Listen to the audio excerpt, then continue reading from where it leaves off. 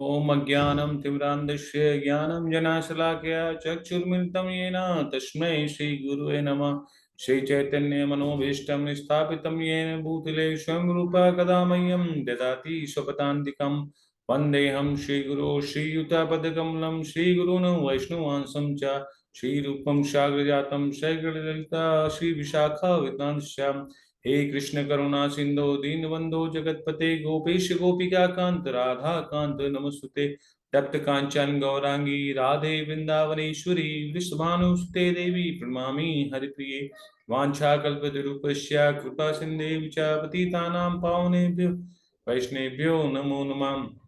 जय श्री कृष्ण चैतन्य प्रभु नित्यानंद श्री अद्वैत गदाधर श्रीवासादि गौर भक्त वृंदा। हरे कृष्णा कृष्णा कृष्णा हरे हरे, हरे राम राम राम हरे हरे। हरे कृष्णा। सो अंतरराष्ट्रीय कृष्ण महानवमित संघ इस्कॉन अयोध्या में आप सभी भक्तों का एक बार से बहुत बहुत स्वागत और अभिनंदन है। आशा करते हैं कि आप सभी भक्त जहाँ पे भी हैं बहुत ही स्वस्थ होंगे और हमारी जो भगवत गीता उपाधि की जो यात्रा चल रही है उस सब में आप लोग अध्याय 1 को कंप्लीट करके अध्याय 2 पर पहुंच चुके हैं।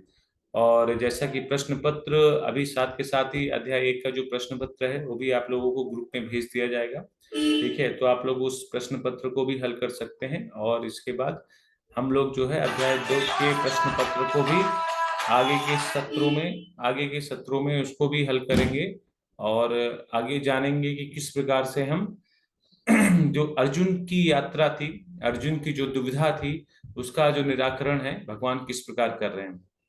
तो एक बार हम रिवीजन कर लेते हैं। ठीक है, मैं स्क्रीन शेयर करता हूं आप सभी को। ठीक है, आज जो हम जिसके बारे में चर्चा करने वाले हैं वो है कि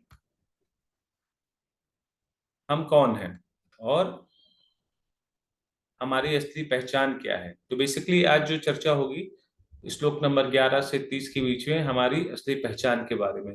जैसा कि अर्जुन ने युद्ध करने के लिए मना कर दिया है और गांडीव रख के भगवान के समक्ष बैठ गया है अपने सिर पर हाथ रखकर।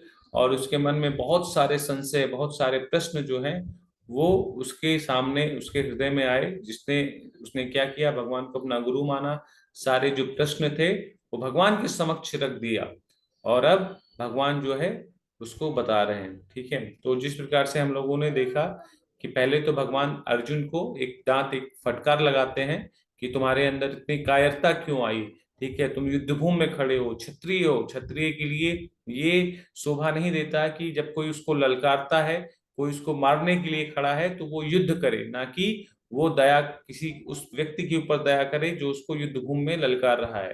ठीक है, तो ये सारी चीजें अर्जुन को भगवान जो है थोड़ी सी ऊंचे आवाज में, मतलब एक तरीके से मित्र होने के नाते भगवान जो है फटकार लगाते हैं। ठीक है, अब जो है यहाँ पर श्लोक नंबर 11 से 30 में भगवान जो है जो जीवात्मा की रियलिटी है उसके बारे में एक बार बताएंगे। ठीक है, तो आज जो हम लोग चर्चा करेंगे वो श्लोक नंबर 11 से 20 के बीच में।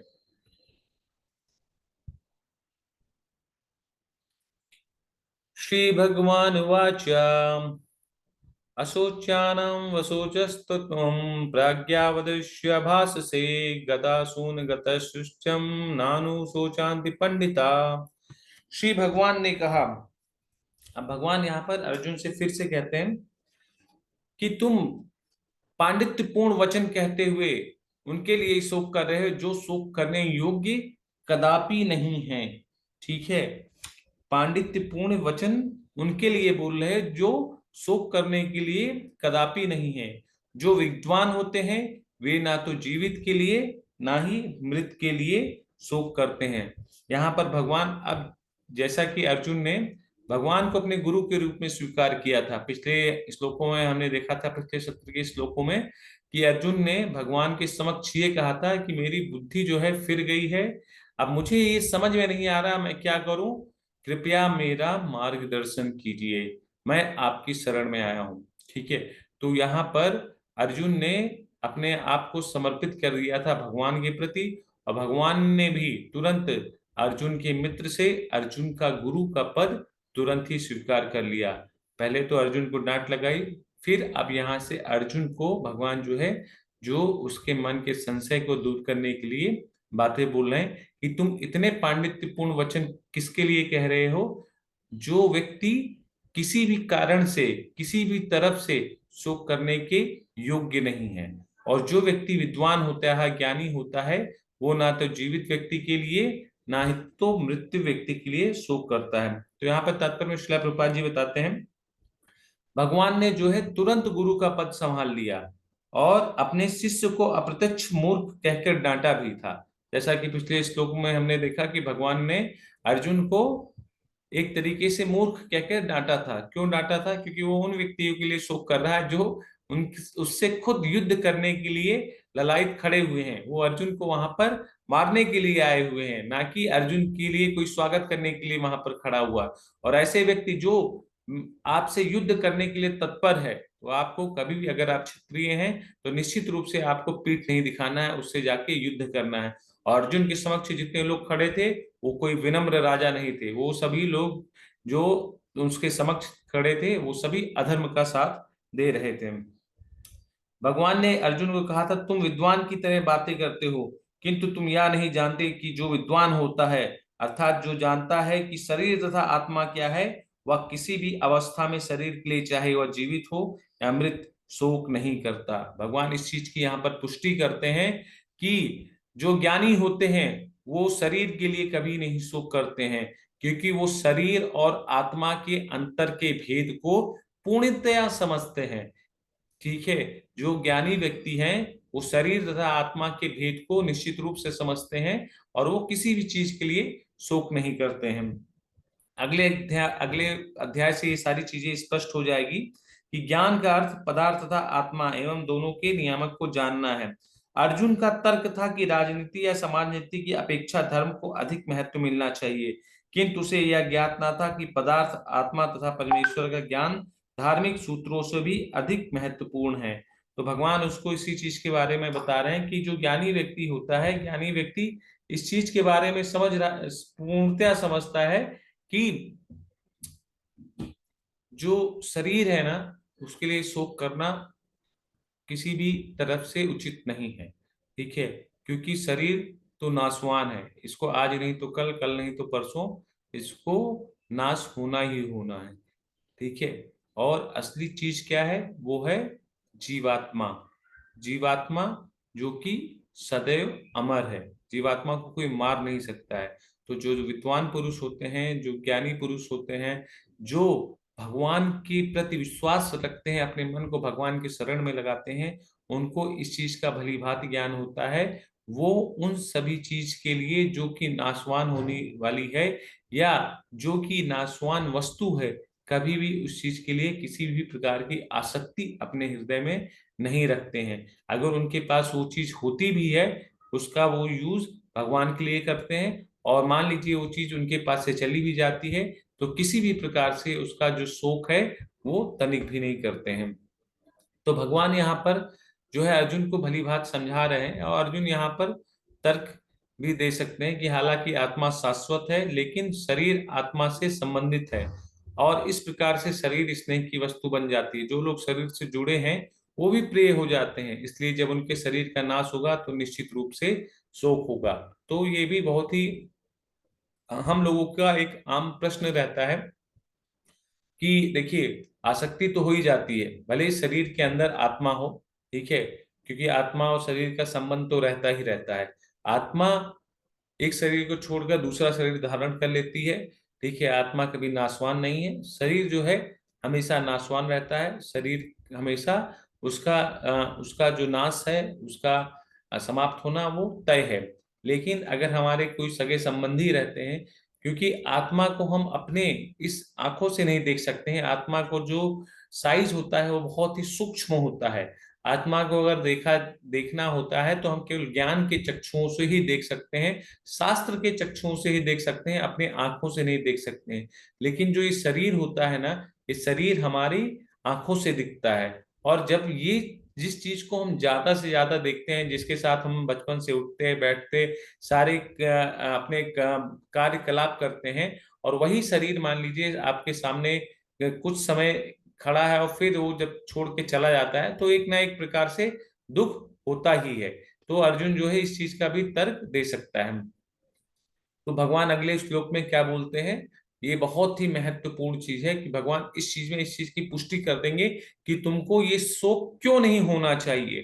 ठीक है, तुमको लगता है ना कि देखिए, जब कोई मृत व्यक्ति, मान लीजिए कोई व्यक्ति है, ठीक है, जब वो मर जाता है, कोई अपना सगा संबंधी भी मर जाता है, उसका मृत शरीर वहीं पे रखा रहता है। ठीक है, आदमी क्यों रोता है, शरीर तो वही है।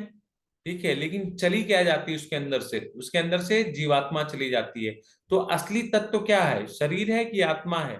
हमें किसका केयर करना चाहिए, शरीर का कि आत्मा का?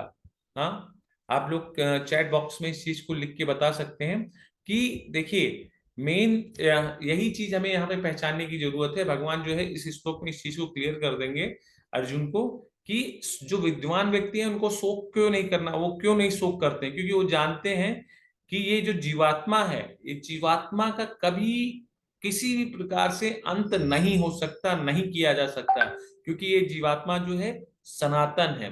शरीर जो है उस देहधारी, ये देहधारी जो है उस कपड़े की तरीके से है, जैसे हम नया कपड़ा पहनते हैं, ठीक है, कुछ दिन में ये पुराना हो जाएगा, इसको उतार के फेंक देंगे, फिर दूसरा नया धारण कर लेंगे शरीर के ऊपर। उसी प्रकार से शरीर जो है एक तरीके का आत्मा का कपड़ा है। तो जो ज्ञानी व्यक्ति होते हैं वो कभी भी इस चीज के लिए शोक नहीं करते हैं।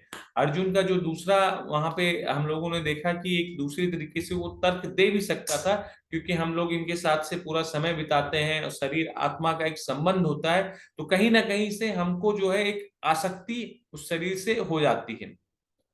तो भगवान इस श्लोक में क्लियर करते हैं, नेत्वाहम जातु नाशम नात्येवं नेमे जनाधिपा नाचेव ना भविष्यामा सर्वे विमत परमा। ऐसा कभी नहीं हुआ है कि मैं न रहा हूं या तुम न रहे हो, अथवा ये समस्त राजा न रहे हो, और ना ऐसा है कि भविष्य में हम लोग नहीं रहेंगे। तो भगवान जो है इस चीज की पुष्टि करते हैं अर्जुन से कि ऐसा कभी भी नहीं हुआ है कि मैं ना रहा हूं या तुम लोग ना रहे हो, अथवा यहाँ पे तुम जितने इस योद्धा, जितने राजा देख रहे हो, जितने भी सैनिक देख रहे हो, ये ना रहे हो। और ऐसा हो कदापि होगा भी नहीं कि ये लोग भविष्य में नहीं रहेंगे, कि इनका नाश हो जाएगा। भगवान इस चीज की कंप्लीटली रूप से पुष्टि कर देते हैं कि ये लोग सदैव सनातन हैं। ठीक है, मैं भी सनातन हूं, तुम भी सनातन हो। ठीक है, और हम सब कल भी थे, आज भी हैं, और कल भी रहेंगे। फर्क इतना है, भगवान इस श्लोक में क्लियर कर देते हैं कि मुझे हर एक चीज का ज्ञान है, तुमको इस चीज का ज्ञान नहीं है। ठीक है, तो इस श्लोक में भगवान जो जिस चीज के बारे में क्लियर करते हैं, तो यहाँ पर भगवान जो बताते हैं अर्जुन को कि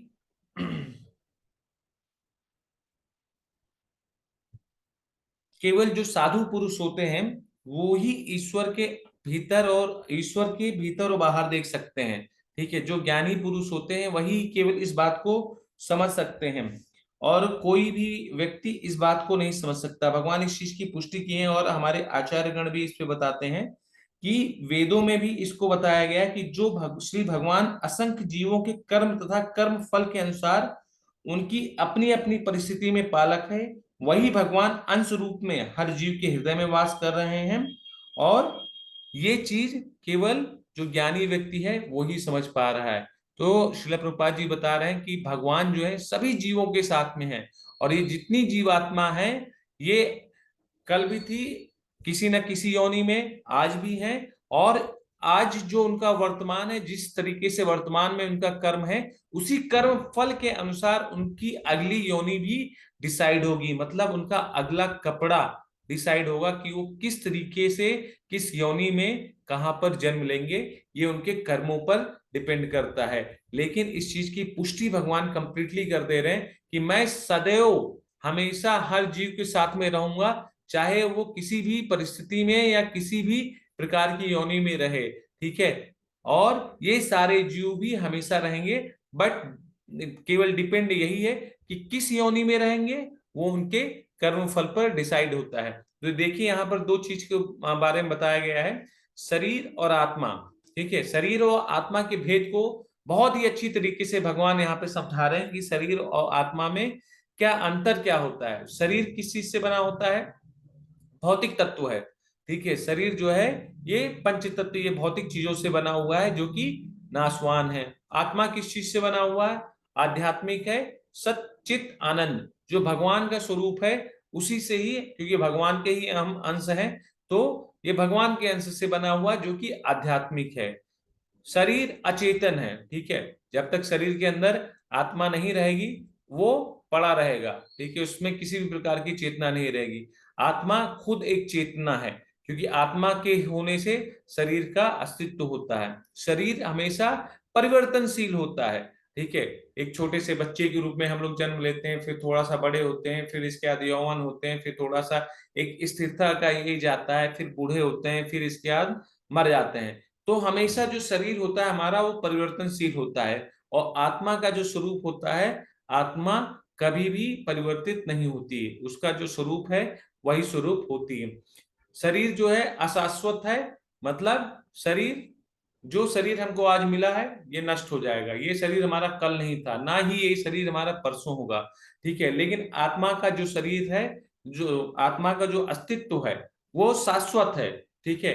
आत्मा में किसी भी प्रकार का परिवर्तन नहीं होता है। आत्मा की जो चेतना शक्ति है वो सदैव सेम रहती है, वो आध्यात्मिक है और शाश्वत इसलिए है क्योंकि आत्मा में उसका जो अस्तित्व है वो सदैव है, ठीक है। और इसी प्रकार से शरीर जो है मृत होता है, आत्मा सदैव जीवित रहती है, ठीक। शरीर का नाशवान होना वो निश्चित रूप से तय है, और आत्मा क्या है? आत्मा का नाश कभी भी किसी भी चीज से नहीं किया जा सकता है, वो सदैव जीवित रहती है, क्योंकि उसमें आध्यात्मिक शक्ति, भगवान की जो शक्ति होती है, सनातन शक्ति, सच्चिदानंद की जो स्वरूप की शक्ति होती है, वो उस तत्व से बनी रहती है जिसके कारण वह सदैव जीवित रहती है, सदैव जो है एक चेतन में रहती है। लेकिन जो हमारा शरीर होता है वो नाशवान हो जाता है। तो एक जीवित और मृत शरीर के बीच में जो अंतर था उसको हमने देखा, और भगवान कृष्ण ने अर्जुन को सिखाया कि आप शरीर नहीं है, आप आत्मा है, ठीक है। अब हम लोगों की यही एक पहचान है, देखिए हमारी जो सबसे बड़ी आसक्ति का कारण है, वो सबसे बड़ी दुविधा का जो कारण होता है वो हमारी आसक्ति होती है। आसक्ति किससे? हमारे इस शरीर से, ठीक है। ये सब जीवन का जो सबसे बड़ा, हमारे सबसे बड़ी अज्ञानता है वो है हमारी आसक्ति इस शरीर से। ये शरीर हमको किस लिए मिला है? मात्र और मात्र एक चीज के लिए मिला है, वो है भगवान की साधना के लिए, भगवान के प्रेम के लिए, भगवत प्राप्ति के लिए। वापस से हम इस शरीर के माध्यम से भगवत धाम को किस प्रकार जा सकते हैं, उसका हमें यहाँ पर इस शरीर का उपयोग करना चाहिए, ना कि इस शरीर का उपयोग भौतिक भोग विलासों में या भौतिक चीजों को एंजॉय करने में करना चाहिए। और जब भी ये शरीर नाश होता है तो हमको किसी भी प्रकार का इसका शोक नहीं होना चाहिए, लेकिन इसके बीच का जो प्रोसेस है वो हमें समझना बहुत ही जरूरी है, क्योंकि अध्याय 2 में भगवान तो एक तरीके से सार बताते हैं गीता का, एक तरीके से भगवत गीता का सार बता देंगे, लेकिन इसके अगले अध्याय से भगवान जो है इसको पूरा एलिब्रेट करेंगे, विस्तार तरीके से बताएंगे कि इसको हमको किस प्रकार से हासिल करना है, किस प्रकार से इस शरीर का यूज करना है। तो यहाँ पर अर्जुन को भगवान बता रहे हैं कि तुम एक शरीर हो, ना कि आत्मा हो, क्योंकि शरीर और आत्मा के बीच का भेद भगवान ने अर्जुन को बहुत ही अच्छे तरीके से बताया। अब यहाँ पे पिछले श्लोक से संबंध में अर्जुन फिर यही तर्क कर सकता है, परंतु मैं उनके वर्तमान शरीर से आसक्त हूं और उनके विरह में शोक करूंगा, इसलिए मेरे इंद्रिय और मन विचलित हैं। ये देखिए अर्जुन प्रश्न नहीं कर रहा, जैसे हम लोगों ने स्टार्टिंग में कहा गया था कि अगर हमें भगवत गीता को समझना है तो हमें अपने आप को अर्जुन के तरीके से, अर्जुन की जगह रखना पड़ेगा, क्योंकि हमारे लिए हमको कितना भी ज्ञान दे दिया जाए ना, तो हम लोग यही बोलते हैं भैया जिसके ऊपर पड़ती है वही जानता है। क्योंकि अगर हमारे जो सगे संबंधी हैं, अगर वो इस शरीर को छोड़कर जाएंगे, कहीं ना कहीं हमको उनके शरीर से आसक्ति है, अपने शरीर से आसक्ति है, और कहीं ना कहीं इसके लिए मेरे हृदय में शोक होगा, और मेरा जो इंद्रिय है, जो मेरा मन है, वो पूर्ण तरीके से विचलित रहेगा। अब यहाँ पे देखिए भगवान जो है इस चीज को बहुत ही अच्छे से क्लियर करते हैं। देहिनो स्मृता देहो कौमारम यौनम जरा तथा देहांतर प्राप्ति धीरस्तत्र मोहातीतम मोहाति। जिस प्रकार शरीरधारी आत्मा इस वर्तमान शरीर में बाल्यावस्था से तरुणावस्था में और फिर वृद्धावस्था में निरंतर अग्रसर होता रहता है, उसी प्रकार मृत्यु होने पर आत्मा दूसरे शरीर में चला जाता है। धीर व्यक्ति ऐसे परिवर्तन से मोह को प्राप्त नहीं होते हैं। ठीक है, अब यहाँ पर भगवान जो है इस चीज को बता रहे हैं कि किस प्रकार से, जैसे एक जो धीर व्यक्ति है वो क्यों नहीं आसक्त होता है, क्योंकि वो हर एक चीज को जानता है। धीर व्यक्ति यहाँ किसको बताया गया है? एक ज्ञानी व्यक्ति को बताया गया है। जो व्यक्ति ज्ञानी है वो इस चीज को समझते हैं कि प्रत्येक जीव एक विशिष्ट आत्मा है, वह प्रतिक्षण अपना शरीर बदलता रहता है। ठीक है, जो ज्ञानी व्यक्ति है वो जानता है कि आत्मा का जो गंतव्य है वो एक शरीर से दूसरे शरीर में, दूसरे से तीसरे में तब तक होता रहता है जब तक वो असली अपने गंतव्य तक, भगवान के धाम तक नहीं पहुंच सकता है। तब तक उसको अलग अलग प्रकार के जो शरीर हैं उसके कर्मों के हिसाब से उसको धारण करता पड़ता है। तो जैसे अगर मनुष्य का शरीर है तो मनुष्य के शरीर में सबसे पहले वो बालक के रूप में आएगा, फिर युवा के रूप में आएगा, फिर वृद्ध पुरुष के रूप में आएगा। ठीक है, लेकिन इन सब में शरीर तो बदल गया, सेम क्या रहती है? आत्मा। ठीक है, जैसा कि हमने शरीर और आत्मा के अंतर को देखा ना, कि शरीर सदैव परिवर्तनशील है। आप लोग चैट बॉक्स में लिख के बता सकते हैं कि शरीर और आत्मा के बीच में क्या अंतर है। ठीक है, उसमें से एक अंतर यहाँ पर सामने प्रस्तुत हो रहा है कि शरीर सदैव परिवर्तनशील है, लेकिन आत्मा जो है वो परिवर्तनशील नहीं होती है। बच्चे के जो गर्भ में रहती है वही आत्मा, बाहर जो बालक निकलता है वही सेम आत्मा रहती है। वो बालक जब युवा होता है तो वही आत्मा रहती है, युवा होने के बाद जब वृद्ध अवस्था में आता है तब भी सेम आत्मा रहती है, और जब मृत्यु हो जाती है तो वही आत्मा निकलकर फिर दूसरे शरीर में चली जाती है। तो यहाँ पर जो परिवर्तन हो रहा है वो शरीर के अंदर हो रहा है, जो नाश हो रहा है वो शरीर का हो रहा है, ना कि जीवात्मा का हो रहा है। और जो कि धीर व्यक्ति हैं, ज्ञानी व्यक्ति हैं, वो इन सभी परिवर्तन से किसी भी प्रकार का जो मोह है वो आसक्ति नहीं रखते हैं, क्योंकि उनको पता है इस शरीर को अगर हमने साधन की तरीके से यूज किया, जिसलिए हमको ये शरीर प्राप्त हुआ है भगवान की प्रसन्नता के लिए, तब हमको शरीर छोड़ने पर किसी भी प्रकार का कष्ट और मोह शोक नहीं होगा। लेकिन इस शरीर से अगर आसक्ति रख के हमने इस शरीर के भोगों के लिए कर्म किए हैं तो निश्चित रूप से हमें अपने शरीर में हर प्रकार का शरीर छूटने पर शोक रहेगा।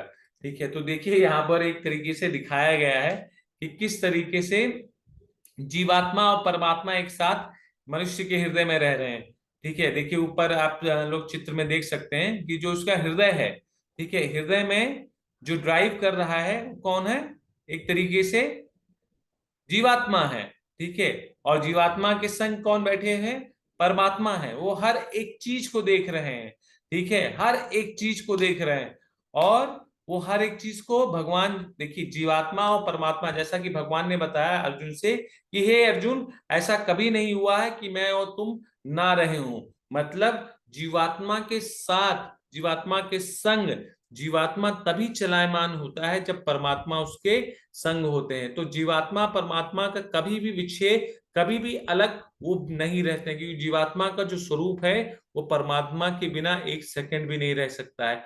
लेकिन जीवात्मा जो है कभी कभी जब वो खुद भोग करना चाहता है तो जिसके कारण उसको अलग अलग प्रकार का शरीर मिलता है, लेकिन जब उसको इस प्रकार से शरीर के मिलने से जब कष्ट होते हैं और उसके अपने स्वरूप को धीरे धीरे ज्ञान होने लगता है तो निश्चित रूप से वो वापस से अपने पिता की शरण में जाता है। ठीक है, तो यहाँ पर कई प्रोफेसर का यहाँ पर उन्होंने अपना रिसर्च किया हुआ बताया कि 60% जो शरीर में रहते हैं वो पानी का ही शेष होता है, फिर 5 पाउंड कैल्शियम होते हैं, फॉस्फोट होते हैं। इसी प्रकार से कहीं ना कहीं जो शरीर है वो चेंज होता रहता है। ठीक है, तो एक तरीके से यहाँ पे एक मानव शरीर का मूल्य लगा दिया गया है कि वो कैल्शियम, लोहा, फास्फेट, जल, अन्य पदार्थ के केवल 110 रुपए ही है मानव शरीर का मूल्य। लेकिन अगर इसका यूज किया जाए तो यही शरीर क्या है? दुर्लभ मानुष जीवन। मतलब इसका जो मूल्य 110 रुपए यहाँ आका गया है, इसका जो कीमत है वो हम लगा नहीं, क्योंकि ये शरीर जो है हमको कहाँ पहुंचा सकता है। हम लोगों ने देखा था, हम लोगों ने जाना भी है, डिप्लोमा जब हम लोग कर रहे थे, यही शरीर है। इस शरीर के माध्यम से हम भगवान के धाम में भी पहुंच सकते हैं इस शरीर का प्रयोग करते हुए। लेकिन अगर इस शरीर का हम प्रयोग नहीं करेंगे तो ये निश्चित ही इन भौतिक कीमतों में रहकर इस शरीर का नाश कर देंगे और इसका जो कीमत है ना वो बहुत ही कम है। तो यहाँ पर एक तरीके का तर्क, क्या आपको नहीं लगता है कि हम उन रसायनों से अधिक हैं जो इस शरीर का अंग है? फिर हमारी असली पहचान क्या है? हमारी असली पहचान क्या है, हमको ये अपने आप से पूछना चाहिए। ठीक है, तो यहाँ पर हमको एक शिक्षा देते हैं सीएस लुईस के हिसाब से कि आपके पास आत्मा नहीं है, आप एक आत्मा है और आपके पास एक शरीर है। ठीक है, तो ये बहुत ही महत्वपूर्ण चीज हमको भगवान बता रहे हैं कि हम एक आत्मा है और हमारे पास एक शरीर मिला हुआ। देखिए इस चीज को बहुत ही ध्यान से समझिएगा, पर श्री भगवान भी इसी चीज के बारे में बता रहे हैं कि हम एक आत्मा है, एक घर हमको मिला है। मान लीजिए हम कहीं जाते हैं रुकने के लिए, कहीं दूसरे शहर में जाते हैं, तो हम एक होटल में एक रूम लेते हैं किराए के लिए। ठीक है, और उसका यूज किस लिए करते हैं? वहां पर रुकने के लिए, सोने के लिए, अपने जो कुछ कार्य हैं उसको करने के लिए। फिर उस रूम को हम छोड़कर चले जाते हैं। ठीक है, वो रूम हमें किराए का रूम लेते हैं। ठीक है, तो सोचिए जब हमने एक किराए का रूम लिया हुआ है और वो रूम हमारा घर नहीं है। ठीक है, हम वहां पर गए हैं कुछ कार्यों के लिए, वो कार्य हमने पूरा किया और वहां से हम वापस आ गए। इसी प्रकार से ये शरीर हमको किराए पर मिला हुआ है, हमारे कर्म फल के आधार पर, हमारे कर्मों के आधार पर ये शरीर हमको किराए पर मिला है। और इस शरीर का एक उद्देश्य है, अगर हम इस उद्देश्य की पूर्ति करते हैं तो निश्चित रूप से हमको ये भगवत प्रेम की ओर, भगवत प्रेम हमको प्राप्ति होगा। लेकिन इस शरीर का उद्देश्य हम भगवत प्रेम की प्राप्ति के लिए ना करके उल्टे सीधे कार्यों के लिए करते हैं, शरीर के विकास के लिए करते हैं, शरीर के भरण पोषण के लिए करेंगे तो निश्चित रूप से इस शरीर का अपव्यय होगा। तो यहाँ पर हम लोग इस चीज को जाने कि प्रत्येक जीवित शरीर, मनुष्य, प्राणी, पक्षी, वृक्ष और कोई भी जीवित शरीर हो, वह निम्नलिखित 6 प्रकार के बदलाव से गुजरता है। पहला क्या होता है? जन्म का। ठीक है, जन्म होता है, फिर विकास होता है, फिर उसका उसका भरण पोषण होता है, फिर संतान की वो उत्पत्ति करता है, फिर धीरे धीरे वो भी क्षीण हो जाता है और फिर उसका भी नाश हो जाता है, वो भी मृत्यु की तरीके प्राप्त होता है। तो आप लोग चैट बॉक्स में लिख भी सकते हैं किस प्रकार का जो 6 प्रकार का परिवर्तन होता है, वो कौन कौन से परिवर्तन हम यहाँ पर देख सकते हैं, या भगवत गीता के इस श्लोक से हमको 6 प्रकार के परिवर्तन की कौन सी शिक्षाएं प्राप्त होती हैं। अब अगले श्लोक में भगवान बताते हैं, मात्रा स्पस्तु कौन्तेया शीतोष्ण सुख दुखाद आगाम पायनो नित्या संत सत्विच्छस्व भारता। हे कुंती पुत्र, सुख तथा दुख का क्षणिक उदय तथा काल क्रम में उनका अंतर्धान होना सर्दी तथा गर्मी की ऋतुओं के आने जाने के समान है। हे भरतवंशी, इंद्रिय बोध से उत्पन्न होते हैं और मनुष्य को चाहिए कि अविचल भाव से उनको सहना सीखे। तो भगवान जो है यहाँ पर बता रहे हैं कि कर्तव्य निर्वाह करते हुए मनुष्य को सुख तथा दुख के क्षणिक आने जाने को सहन करने का अभ्यास करना चाहिए वैदिक आदेशानुसार। ठीक है, अब यहाँ पर जो वैदिक आदेश है, शास्त्रों में जो आदेश दिया गया है कि देखिए कि जो भी व्यक्ति कुछ भी कार्य कर रहा है उसके जीवन में कभी कभी सुख कभी कभी दुख ये आते रहते हैं, उसके कालकर्म, उसके कर्मों के हिसाब से, और उसको उसे जो है सहने का प्रयास करना चाहिए।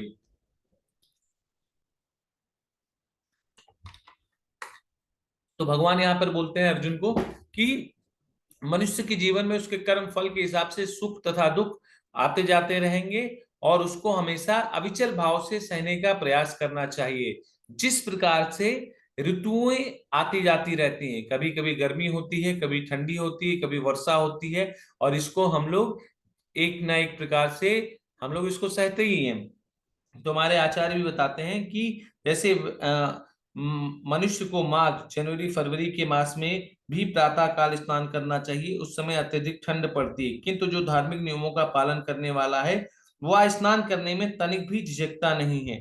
ठीक है, तो भगवान बताते हैं कि जैसे गर्मी में हम लोग सुबह सुबह स्नान कर लेते हैं, और जो व्यक्ति धीर होता है, ज्ञानी होता है, वो ठंडियों में भी उसी तरीके से, माघ के महीने में भी उसी तरीके से स्नान करेगा, उसको उस समय भी सर्दी का उस तरीके का एहसास नहीं होगा। तो हम लोग देखते भी हैं कितने ज्ञानी, कितने योगी पुरुष होते हैं जो इन सभी ऋतुओं में एक समान रहते हैं, सुबह स्नान करते हैं, जो उनके नित्य कार्य होते हैं उसको भी समय पर करते हैं, अपनी सारी चीजों को उसी समय पर करते रहते हैं, चाहे समय कोई भी हो, चाहे सर्दी आए गर्मी आए। ऐसा तो नहीं हुआ कि गर्मी आया तो हम लोग सुबह 5 बजे उठ गए, 4 बजे उठ गए, और ठंडी आया तो सुबह 9 बजे तक हम लोग रजाई में ही हैं।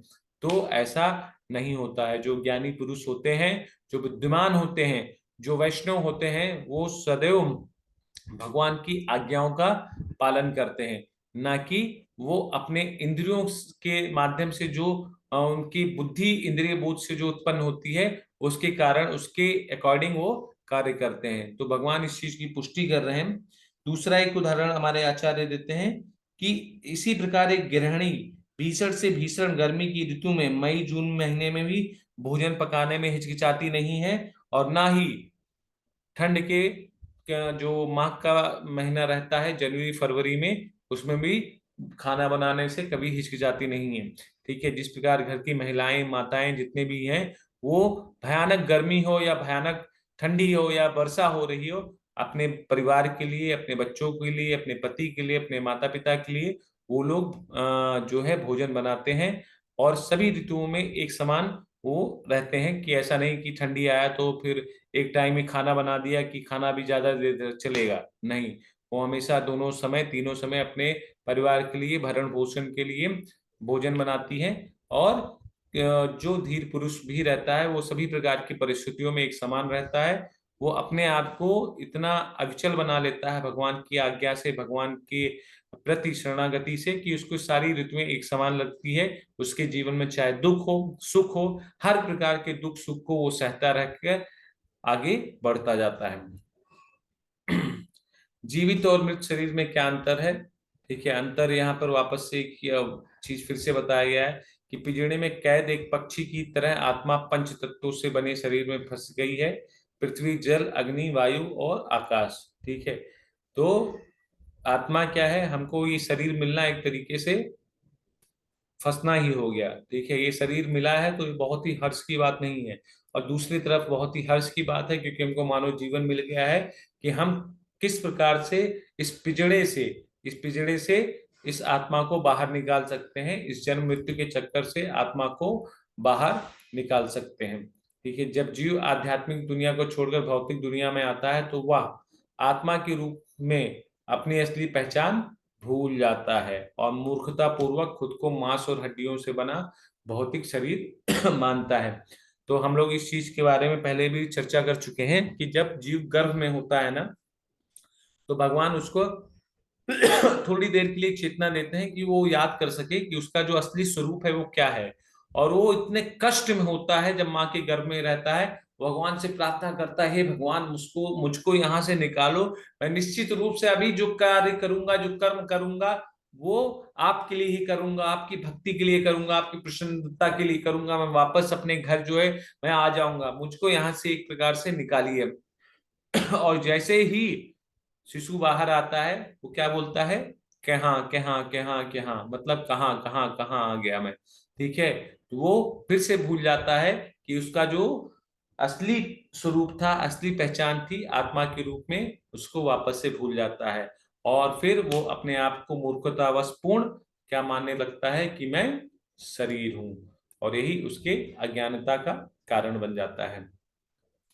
अगले श्लोक में हम देखते हैं यम हीना वितन्ते ते पुरुषम पुरुषस्यभा समुदुख सुखम धीरम सोमृतत्वाय कल्पते।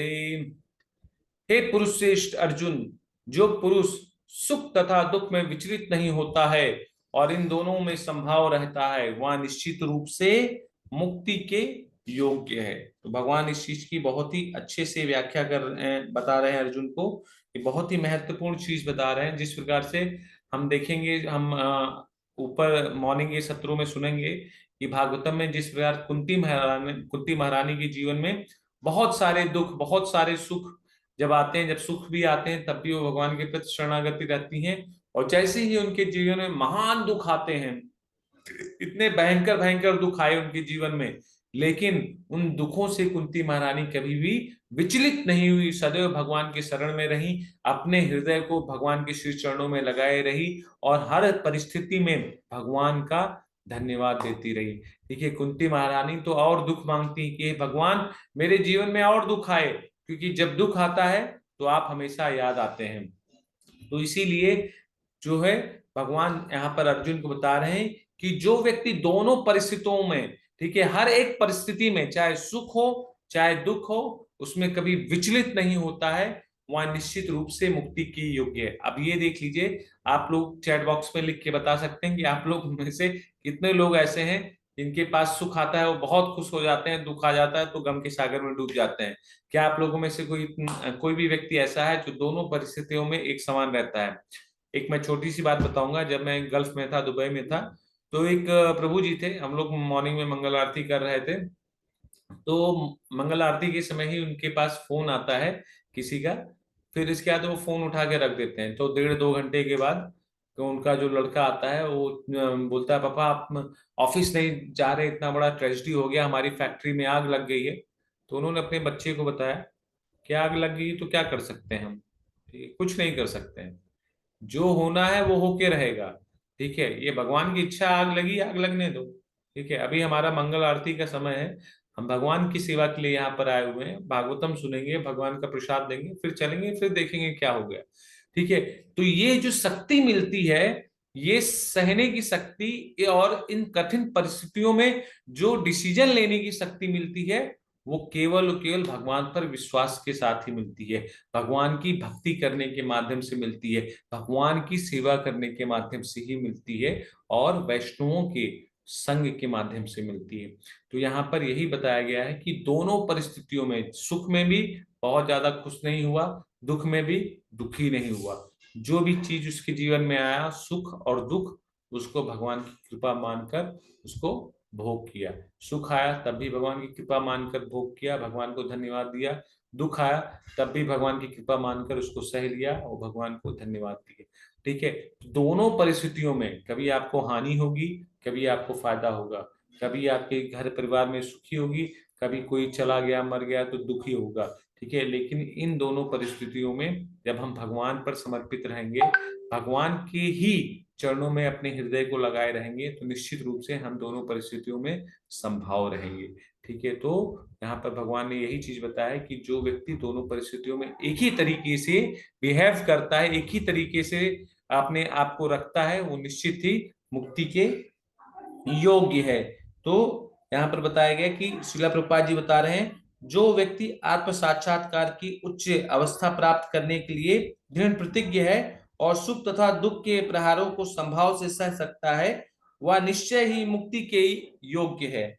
वर्णाश्रम धर्म में चौथी अवस्था जो है, अर्थात संन्यास आश्रम, कष्ट साध अवस्था है, किंतु जो अपने जीवन को सचमुच पूर्ण बनाना चाहता है, वह समस्त कठिनाइयों के होते हुए भी संन्यास आश्रम अवश्य ग्रहण करता है।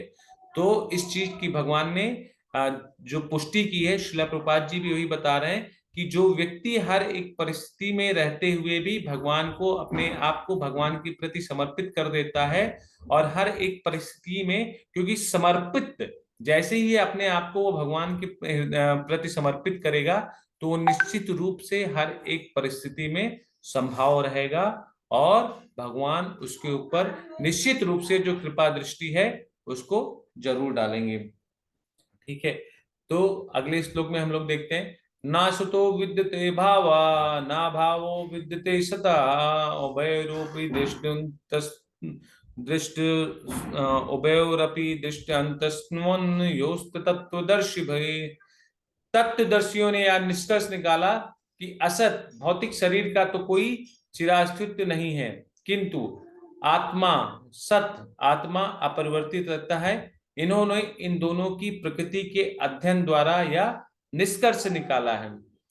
तो यहाँ पर जो भगवान बता रहे हैं कि परिवर्तनशील शरीर का कोई स्थायित्व तो नहीं है, ये शरीर जो है सदैव परिवर्तन में रहता है। मतलब जैसा कि हम लोगों ने पिछले श्लोक में देखा कि शरीर जो है सदैव परिवर्तित होता रहता है। और आत्मा, जब हम लोग ने देखा ना शरीर और आत्मा के बीच में क्या अंतर है, शरीर और आत्मा के बीच में जो जो अंतर है, उस अंतर के लिए इसमें हम लोगों ने कंप्लीटली रूप से देखा कि शरीर जो है वो हमेशा परिवर्तनशील है और आत्मा जो है वो परिवर्तनशील नहीं है।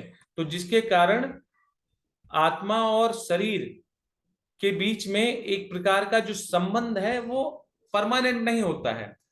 हम लोगों ने इस चीज के बारे में एक चर्चा भी की ना कि आत्मा का केवल एक कपड़ा ही होता है शरीर, और जिसके कारण से,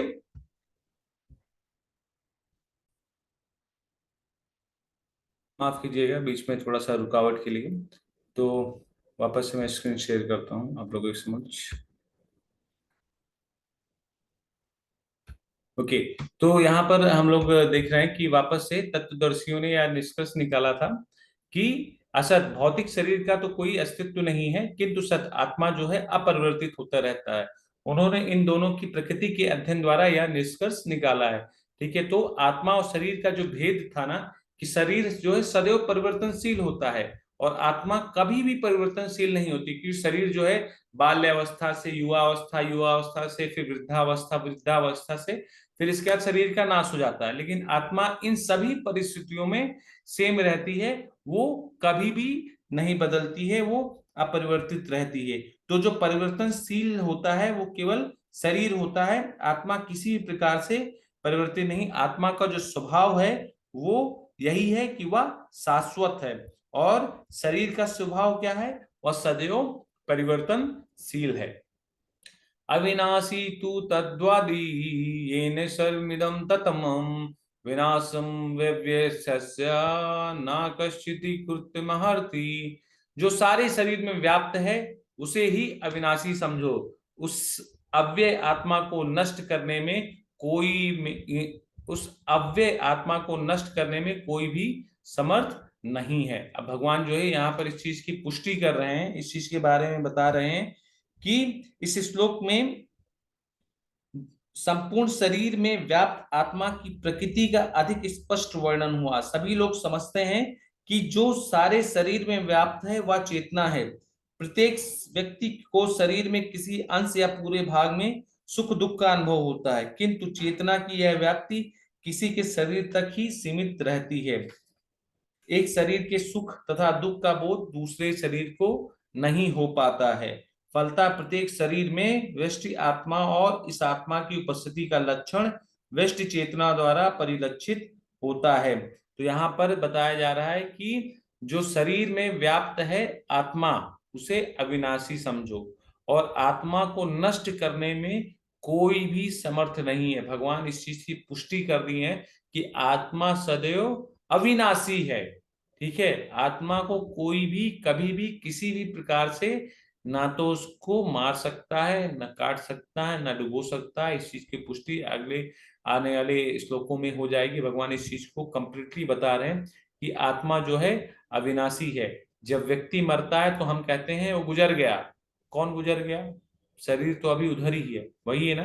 जब हमारे सामने, हमारे परिवार में, हमारे सगे संबंधी या समाज में हम किसी को देखते हैं ना, आदमी वो शरीर लेके चला जाता है या जहां पे बैठ के विलाप करता है उस शरीर के समक्ष, तो बोलते भैया ये मर गए, फलाने मर गए, या राकेश श्याम जो भी XYZ मर गए। ठीक है, लेकिन मर क्या गया? हाँ, मर कौन गया? वो शरीर मरा ना, उस शरीर का नाश हुआ। लेकिन वो शरीर चलायमान कब था? जब तक उस शरीर के अंदर वो जीवात्मा थी। ठीक है, तभी तक वो शरीर जो था चलायमान था, तभी तक वो शरीर आपका प्रिय बना था, तभी तक वो शरीर के माध्यम से अलग अलग प्रकार के कार्य होते थे। लेकिन जैसे ही जीवात्मा उस शरीर को छोड़ देती है, तुरंत वो शरीर जो है किसी काम का नहीं रह जाता है।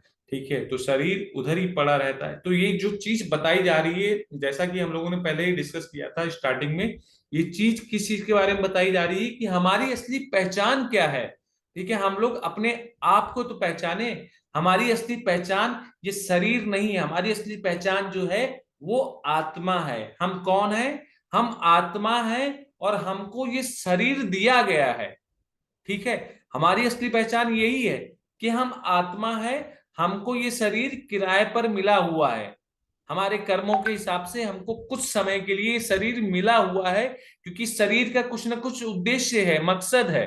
हर एक शरीर का कुछ ना कुछ मकसद रहता है कि उसको इस शरीर से इस प्रकार के जो कर्म है वो करने होते हैं। ठीक है, तो मनुष्य शरीर का एक ही मकसद है कि ये जो सुदुर्लभ मानव जीवन मिलता है कि इससे भगवत प्राप्ति की जा सके, भगवत प्रेम को प्राप्त किया जा सके, भगवत धाम को जाया जा सके। इसका और कोई दूसरा यूज है ही नहीं है। अगर इसका यूज भोग विलास के लिए है तो उसके लिए जानवरों का भी शरीर है ना, अगर इसका यूज सोने के लिए है तो उसके लिए उसको भालू का भी शरीर मिलेगा ना। ठीक है, उसके लिए कामुकता का है तो सर्पों का शरीर मिलेगा। तो ऐसे बहुत से जो योनियां है ना, जिसको कामुकता में लिप्त होना है, जिसको सोना है, जिसको बहुत ज्यादा लालची है, जो बहुत ज्यादा ईर्ष्यालु है, तो ऐसे बहुत प्रकार की वैरायटी है, बहुत प्रकार के शरीर हैं।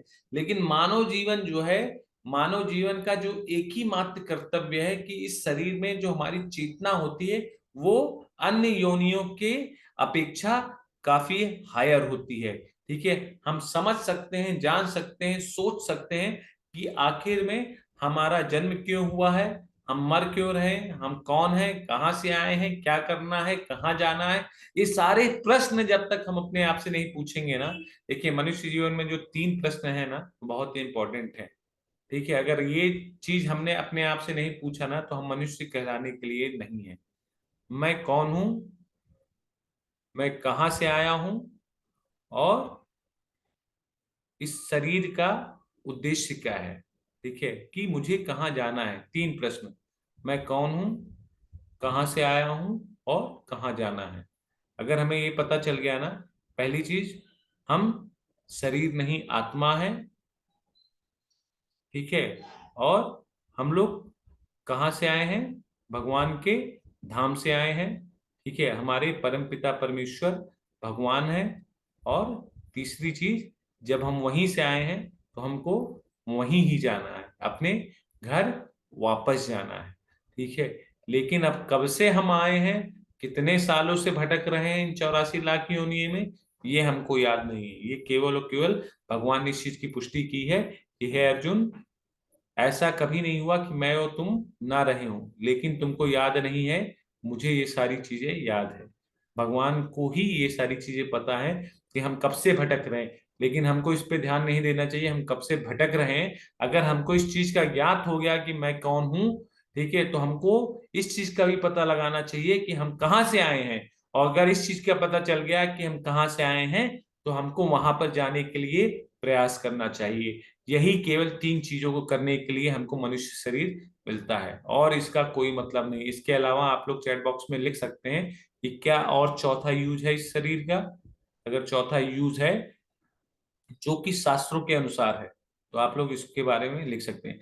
किसी के लिए पुण्य कर रहे हैं, किसी के लिए दान कर रहे हैं, किसी के लिए आप जो भी कर रहे हैं वो करते रहिए, वो आपका एक्स्ट्रा चीज में चला गया। लेकिन आपका मेन उद्देश्य क्या है, मेन उद्देश्य पहले अपने आप को बचाना। ठीक है, जब हम फ्लाइट में रहते हैं ना, तो फ्लाइट में हमको सबसे पहले क्या सजेशन दिया जाता है कि मान लीजिए कभी इमरजेंसी लैंडिंग हो गई या इमरजेंसी कुछ सिचुएशन आ गया, आपातकालीन सिचुएशन में क्या करना है, सबसे पहले ऑक्सीजन मास्क अपने आप को लगाना है।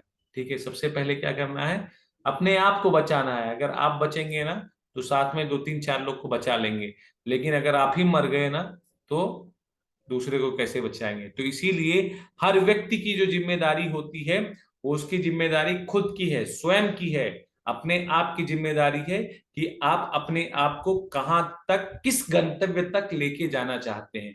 ठीक है, तो ये जो तीन मकसद है इसको आप लोग नोट कर लीजिए, और यही तीनों जो कारण है जिसके कारण से हम अपने जीवन को सही दिशा में ले जा सकते हैं। तो शरीर और आत्मा के बीच का जो अंतर है, भगवान अर्जुन को बहुत ही अच्छी तरीके से समझा रहे हैं कि जब शरीर चला जाए तो हमें किसी भी तरीके का अनावश्यक शोक नहीं करना चाहिए। क्यों? क्योंकि सभी जीव सनातन काल तक रहते हैं। ठीक है, हमेशा जीवात्मा जो है सदैव जीवित रहती है। शरीर का परिवर्तन हमेशा होता रहता है, उसका नाश हमेशा होगा। अस्थायी द्वंद को सहन करो, सुख दुख सभी परिस्थितियों में एक समान रहो। ठीक है, समता ही मुक्ति की पात्रता है। ठीक है, समता मतलब संभाव, हर एक परिस्थिति में संभाव, और दूसरी विनम्रता। दया सर्वभूतेषु संतुष्टा येन केनवा, सभी जीवों पे दया, सभी परिस्थिति में एक तरीके से संभाव, और जिस भी परिस्थिति में हो उस परिस्थिति में भगवान का धन्यवाद करके उसकी कृपा को मानना, यही हमारी मुक्ति का एकमात्र कारण है। ठीक है, अगर हम ऐसे हमारे विचार रहेंगे और हम पूर्णतया कंप्लीटली भगवान पर डिपेंड होंगे, तभी हम मुक्त हो सकते हैं। अंतवंत इमो देहा नित्यस्योक्ता शरीरिणा अनाशिनो प्रेमस्य तस्माद्विश्व भारता। अविनाशी, अपरिमेय तथा शाश्वत जीव के भौतिक शरीर का अंत अवश्य संभावी है, अतः हे भारतवंशी युद्ध करो। भगवान अभी अर्जुन को देखिए, अब गीता के सार में भगवान ने अर्जुन को जो एक सार था, एक एसेंस था, वो बता दिया। उन्होंने बता दिया कि शरीर नाशवान है, आत्मा सदैव सनातन है। शरीर तो हमेशा मरेगा, एक कपड़ा है, एक साधन है, इसकी मृत्यु निश्चित है। ठीक है, लेकिन आत्मा सदैव जीवित है। ठीक है, एक जब शरीर, जब कोई मर जाता है तो हम लोग कहते हैं कि वो व्यक्ति मर गया, लेकिन मरा कौन?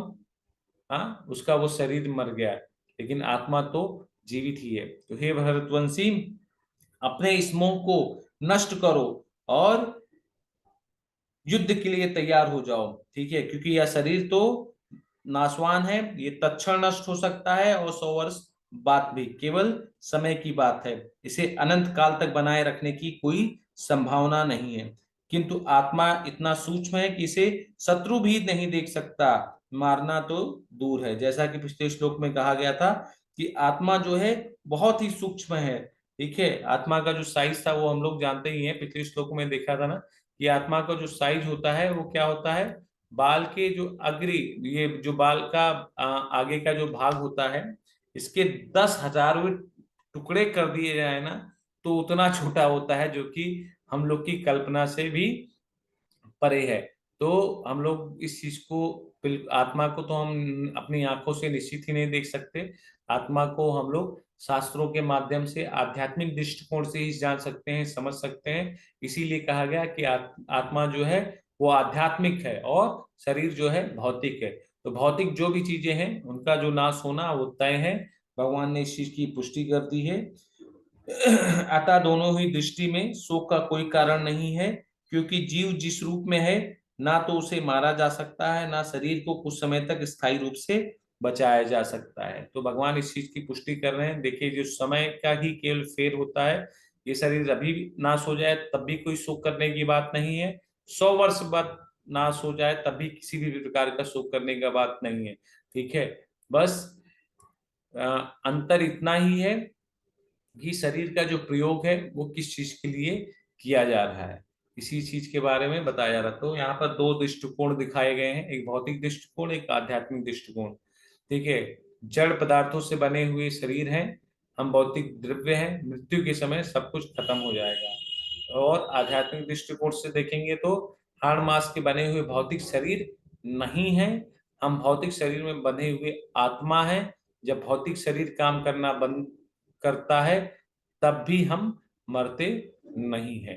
ठीक है, तो आपकी आत्मा जो है, हम सब की आत्मा सदैव अमर है, सनातन है, और सदैव से रहती चली आई है। ठीक है, वो अगले 1,000 साल वर्ष पहले भी थी, बाद में 1,000 वर्ष के बाद भी रहेगी। ठीक है, अब कई लोग इस पर तर्क भी देते हैं, आपने मरने के बाद कुछ देखा है क्या? तो जो भी व्यक्ति इस बात का तर्क देता है तो उसको, उस तर्क करने वाले व्यक्ति को भगवत गीता जरूर पढ़नी चाहिए। अगर हम शास्त्र पढ़ेंगे, ठीक है, जैसे एक माँ है, एक माँ ही अपने पुत्र को बताती है तुम्हारे पिता है यही है। ठीक है, जब तक वो अपने बच्चे को ये नहीं बताएगी ना कि ये तुम्हारे पापा है, तो उसको ये नहीं पता चलेगा। तो उसी प्रकार से हम सभी को ये जो शास्त्र है ना, ये शास्त्र हमारी माता है। ठीक है, और ये शास्त्र हमको बताते हैं कि हमारे परम पिता कौन है। ठीक है, क्योंकि हर एक का मैनुअल रहता है ना, तो मनुष्य जीवन का जो मैनुअल होता है वो शास्त्र होता है। ये शास्त्र हमारी माता है, और हमको ये पता चलता है अपनी माता के माध्यम से कि जीवन का जो उद्देश्य है वो क्या है। ठीक है, श्लोक नंबर 1920 देखते हैं। ये एनम वेत्ति हंतारम यश्चैनामन्यते हतम उभो तो न विजयनी तो नायम हंति ना हन्यते। जो इस जीवात्मा को मारने वाला समझता है तथा जो इसे मरा हुआ समझता है वो दोनों ही अज्ञानी हैं, क्योंकि आत्मा ना तो मरता है ना ही मारा जाता है। भगवान ने इस चीज की पुष्टि की है, जो ये समझता है कि जीवात्मा को मारा जा सकता है और आत्मा की भी मृत्यु हो जाती है, तो वो दोनों भी व्यक्ति जो है अज्ञानी हैं, मतलब वो नासमझ है। क्योंकि देहधारी जीव को किसी घातक हथियार से, देखिए शरीर को घातक हथियार से आप काट सकते हैं, मार सकते हैं, लेकिन आत्मा को किसी भी घातक हथियार से या किसी भी चीज से किसी भी प्रकार का जो आघात है नहीं पहुंचाया जा सकता। क्यों? क्योंकि आत्मा को जो साइज ही है ना, कितना सूक्ष्म है। आत्मा इतना सूक्ष्म है कि उसे किसी तरह के भौतिक हथियार से मार पाना असंभव है। जैसा कि अगले श्लोक में, श्लोक नंबर 20 में इसको पूर्णतया ये स्पष्ट हो जाएगा। तो यहाँ पर देखिए श्लोक नंबर 20 में क्या भगवान बता रहे हैं। ना जायते मृत्यु वा कदाचित् अयं भूत्वा भविति वा न भूया अजो नित्या शाश्वतोऽयं पुराणो ना हन्यते हन्यमाने शरीरा। आत्मा के लिए किसी भी काल में ना तो जन्म है ना तो मृत्यु है, ना तो कभी जन्मा है, ना जन्म लेता है और ना जन्म लेगा। वह अजन्मा, नित्य, शाश्वत तथा पुरातन है। शरीर के मारे जाने पर भी वह नहीं मरता है। ठीक है, तो भगवान ने अब इस चीज की पुष्टि कर दी है, और आने वाले जो अगले श्लोक रहेंगे उसकी भी पुष्टि कर देंगे। आत्मा को कभी भी किसी भी चीज से नहीं मारा जा सकता है। तो यहाँ पर भगवान ने क्या पुष्टि की है कि ये जो आत्मा है ना, आत्मा का गुणात्मक दृष्टि से देखेंगे ना तो परमात्मा का अणुअंश है। ठीक है, ये आत्मा क्या है, हमारे श्रील प्रभुपाद जी बताते हैं, आचार्य बताते हैं कि परमात्मा एक होता परम आत्मा। परमात्मा किसको बोलते हैं? पर ब्रह्म, भगवान श्री कृष्ण को बोलते हैं। और आत्मा जो है उनका अंश है।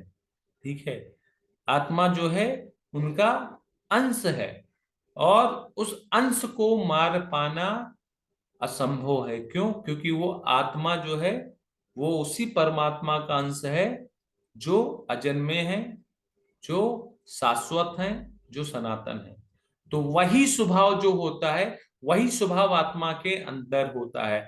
आत्मा का ना कभी तो जन्म होता है, ना तो कभी उसकी मृत्यु होती है। आत्मा शुरू से है, सदैव से है। अब इसके बारे में केवल भगवान ही बता सकते हैं। ठीक है, लेकिन शास्त्र हमको ये बताते हैं, शास्त्रों के माध्यम से हम ये जानते हैं, ये समझते हैं कि आत्मा सनातन है, पुरातन है, शाश्वत है, शुरू से है, वो अजन्मा है।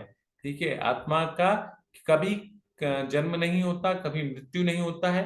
बस हाँ, आत्मा के अंदर जो उसके जो आत्मा के अंदर एक तरीके से आवरण के ऊपर जब कभी कभी एक आ, क्या बोलते हैं, मन बुद्धि अहंकार के कारण एक आवरण आ जाता है, जिसके कारण उसके अंदर कभी कुछ भोग करने की इच्छा आ जाती है, जिसके कारण वो अलग अलग प्रकार के शरीर का जन्म लेता है। लेकिन जब ये इतने जन्म ले लेता है, जन्म लेके अलग अलग प्रकार को कष्टों को सहता है, और कष्ट को सहने के पश्चात उसको फिर से रियलाइज होता है कि अरे ना बाबा ना, ये तो हम गलत जगह आ गए हैं। हमारा जो मेन गुण है वो किसके साथ है?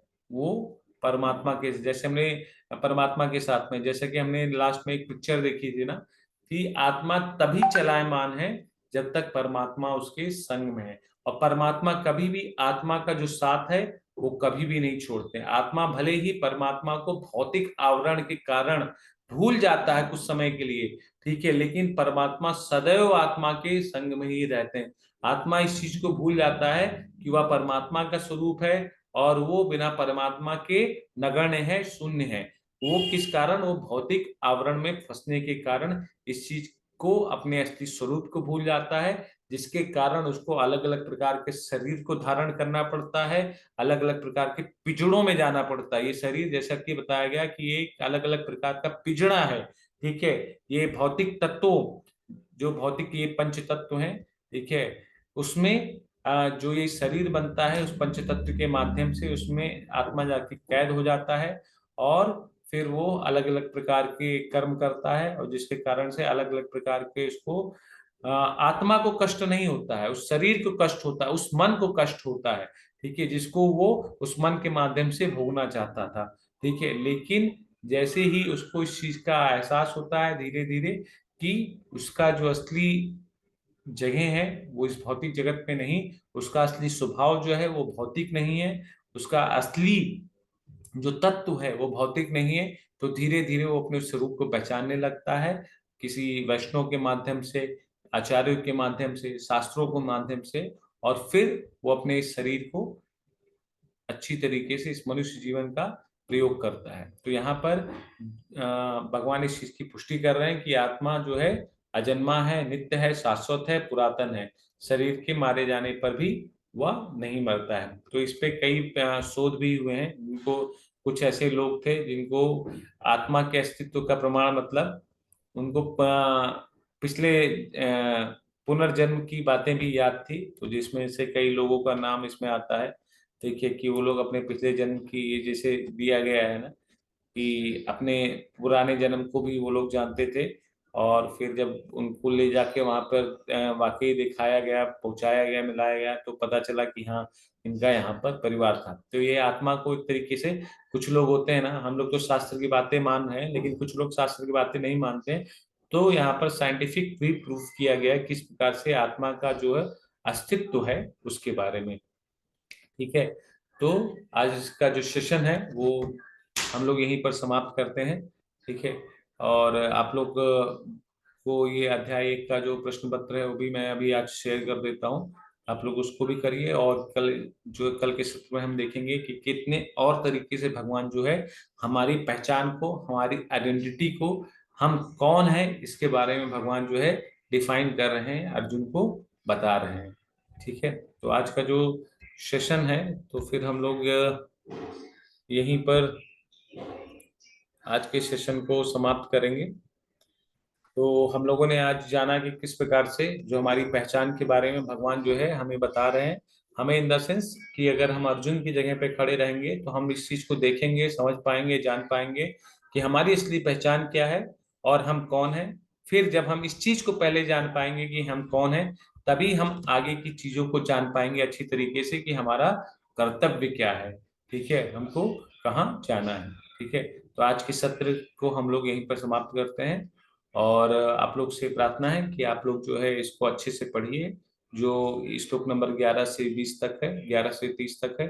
ठीक है। और इसमें बहुत ही महत्वपूर्ण चीजें आत्मा के जितने आत्मा के गुण के बारे में, आत्मा तथा शरीर के अंतर के बारे में, आत्मा को किस प्रकार से कभी भी, आत्मा का जो साइज होता है उसके बारे में, आत्मा अविनाशी है, वो किस प्रकार की, कैसे अविनाशी है, ये सारी चीजों को भगवान ने बहुत ही अच्छे से समझाया है। ठीक है।